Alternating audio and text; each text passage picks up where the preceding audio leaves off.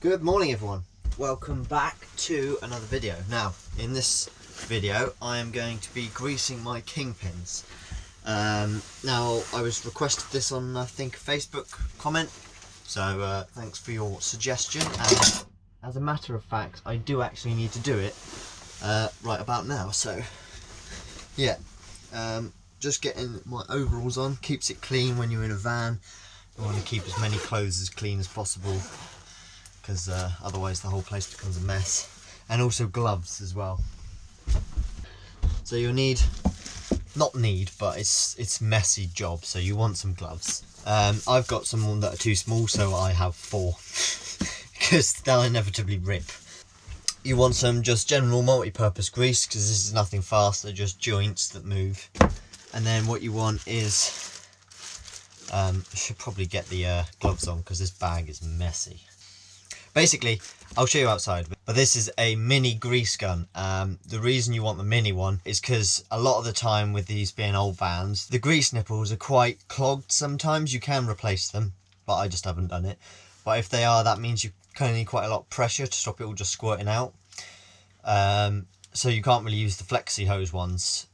And the normal size grease guns with the cartridges are too big to get in the wheel arches at the front. So what I'm going to do is fill the grease gun with multi-purpose grease, and then because it's a mini one it'll fit in the wheel arch, and I'll show you why. And there's 2 grease nipples. So the other thing you'll be needing is a rag to wipe off excess grease. Now this is a bit easier if you were to lock the wheels. If you lock it right to do this wheel and left to do the other wheel, I think it is, then it's a bit easier to get to the top one, but we'll do the bottom one for now because that's the easy one. So here is the bleed nipple, just here, and as you can see they do have like a hex, so you can unspin them, but I don't want to go there. So yeah, stick that on there and then push in, because as I said, sometimes they're quite blocked. And look, just like that, it wants to squeeze around it rather than into it. That's also because I'm holding it at the wrong angle. You've got to get it at the right angle. So now, after that perfect demonstration of how not to do it, I show you how to do it. So now the angle should be better. And that's better. I can feel the resistance. So you should see it start to come out from up here, if you can just about see that line.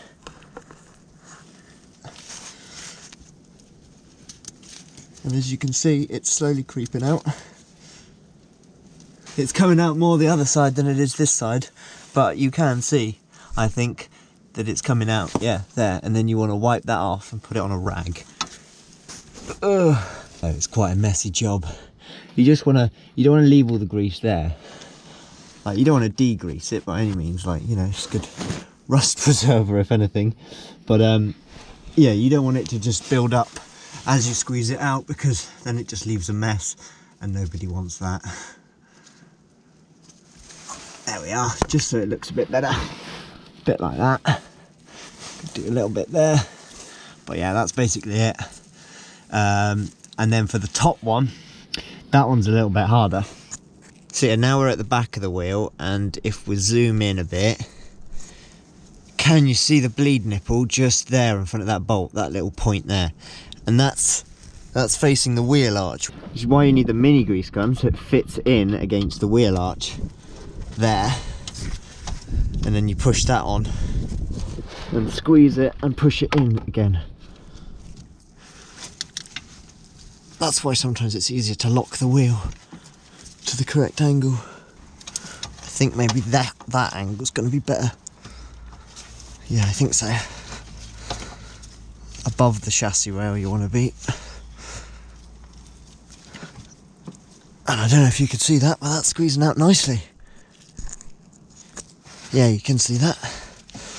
So as you go in, it's a bit foamy and watery, so I want to get it so it's nice, clean, greasy grease, just like that. That'll do. You don't want to go excessive.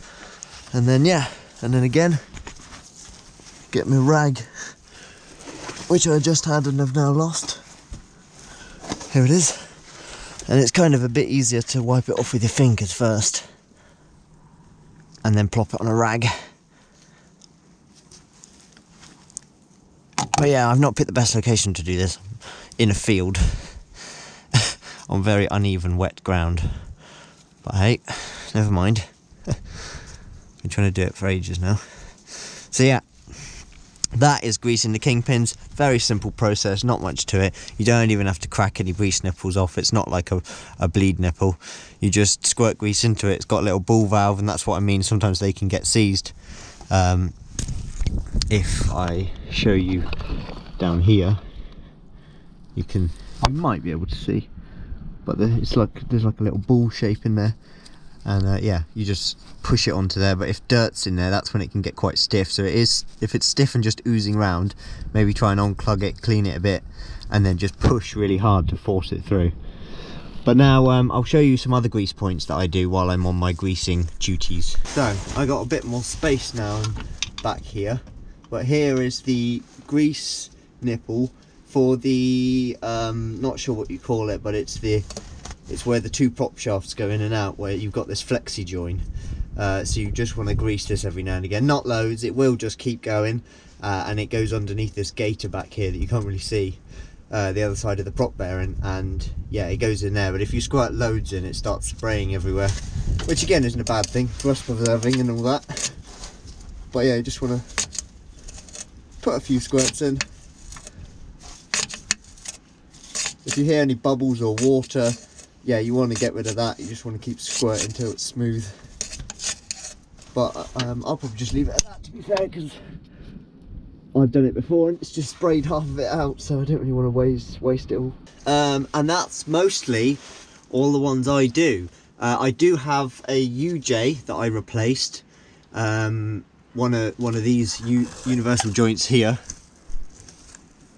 The back one I replaced, and that one has a grease nipple, so I do that. Just use the mini grease gun because it's nice and easy to get into small places.